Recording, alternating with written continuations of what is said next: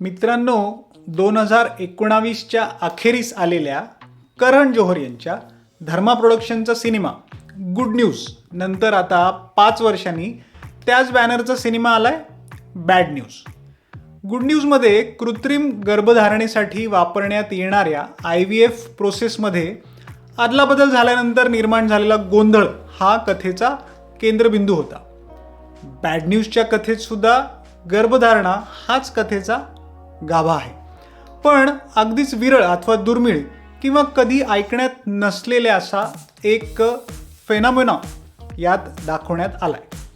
नमस्कार मित्रांनो, मी अजिंक्य उजळमकर आणि तुम्ही बघत आहात नवरंग रुपेरीचे यूट्यूब चॅनल. आणि आज मी रिव्ह्यू करणार आहे विकी कौशल, तृप्ती डिमरी आणि एमी विर्क अभिनीत आज प्रदर्शित सिनेमा बॅड न्यूजचा. हो, नेहमीप्रमाणे अगदी थोडक्यात.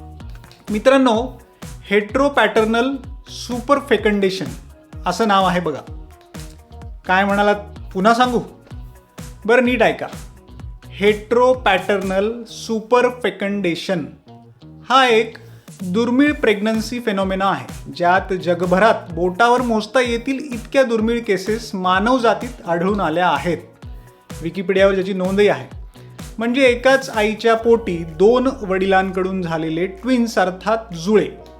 बॅड न्यूजमध्ये ती आई झाली आहे सलोनी बग्गा, जी भूमिका तृप्ती डिमरीने केली आहे, आणि हे 2 वडील झाले आहेत अखिल चड्ढा म्हणजे विकी कौशल आणि गुरबीर पन्नू म्हणजे एमी विर्क. आता हे सर्व नेमके होते कसे हे इथे सांगणे म्हणजे थोडं स्पॉइलर ठरेल. तुम्ही जर सिनेमाचं ट्रेलर पाहिलं असेल तर असं समजा तुम्ही इंटरवलपर्यंतचा सिनेमा पाहून घेतलाय. हो, कारण त्या व्यतिरिक्त पटकथेत ना काही घडताना दिसते, ना त्याशिवाय आणखी कुठले ॲडिशनल असे कॉमेडी पंचेस सिनेमात आपल्याला बघायला मिळतात. होणाऱ्या आणि अखेरीस झालेल्या जुळ्या मुलांना सांभाळणारा बाप कोण ठरतो आणि अर्थातच नायिका म्हणजे सलोनी अखेरीस कोणाचा हात धरते, हा सर्व पुढील कथाभाग. मित्रांनो, इशिता मोइत्रा आणि तरुण डुडेजा यांनी लिहिलेल्या कथानकाची जी थीम आहे, जी कन्सेप्ट आहे, ती म्हणजे जी संकल्पना आहे ती नाविन्यपूर्ण जरी असली तरी तिचं सादरीकरण मात्र एका typical feel good Bollywood movie सारखे आहे, ज्यात पुढे काय होणार हे अगदीच प्रेडिक्टेबल आहे. पण चित्रपटाची एकूण लांबी केवळ 2.25 तासांचीच असल्याने हे सादरीकरण प्रेडिक्टेबल जरी असलं तरी कथानक पुढं सरकत राहतं, कुठे रेंगाळत नाही फारसं.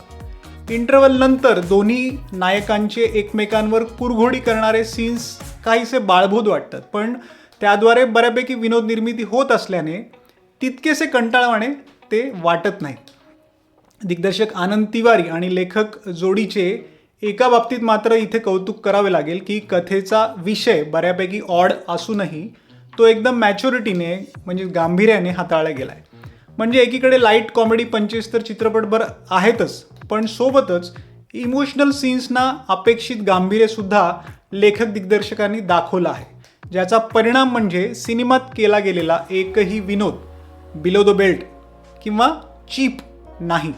त्यामुळे ऑड असा विषय असूनही तो बघताना तुम्हाला ऑड न वाटता कम्फर्टेबल कसे वाटेल याची काळजी घेतली गेली आहे. चित्रपटाचे संवाद विनोदी आहेत, पण तुम्हाला खळाळून हसवण्यात मात्र ते बऱ्याच ठिकाणी कमी पडतात.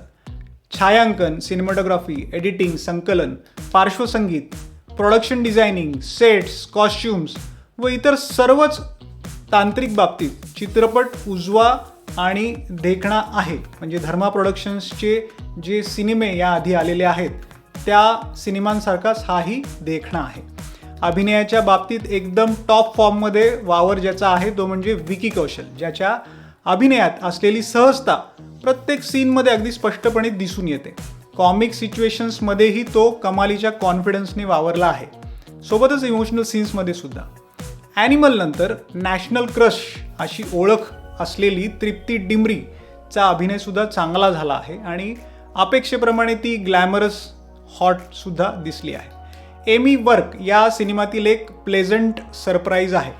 एमीच्या चेहऱ्यावरील निरागसता हा त्याचा सर्वात मोठा प्लस पॉईंट आहे, जो त्याच्या या चित्रपटातील पात्रासाठी खूप महत्त्वाचा आहे. एमीचा अभिनय एकदम झकास झाला आहे. नेहा धुपिया, शिबा चड्ढा सोबतच इतरही कलाकारांचे अभिनय चांगले झाले आहेत. कलाकारांच्या अभिनयाप्रमाणे चित्रपटाचा दुसरा प्लस पॉईंट आहे त्याचे हिट आणि श्रवणीय असे संगीत, जे आजच्या तरुण पिढीला आवडेल असे आहे. एकंदरीत असा आहे मित्रांनो बॅड न्यूज. खूप छान पण नाही आणि एकदम वाईट पण नाही. अगदीच कुठल्याही परिस्थितीत थिएटरमध्येच जाऊन बघावाच असाही नाही, पण OTTवर आल्यावर वन टाईम वॉच करू शकेल असा. मी याला ॲव्हरेज म्हणेन. आउट ऑफ 5 मी याला देईल 2.5 स्टार्स. 3 स्टार्सपर्यंत जाऊ शकला असता, पण थोडा कमी पडला आहे. मित्रांनो, तुम्हाला आमचा आजचा बॅड न्यूजचा थोडक्यात रिव्ह्यू कसा वाटला आम्हाला नक्की सांगा आणि नवरंग रुपेरीच्या YouTube चॅनेलला सबस्क्राईब नक्की करा. धन्यवाद.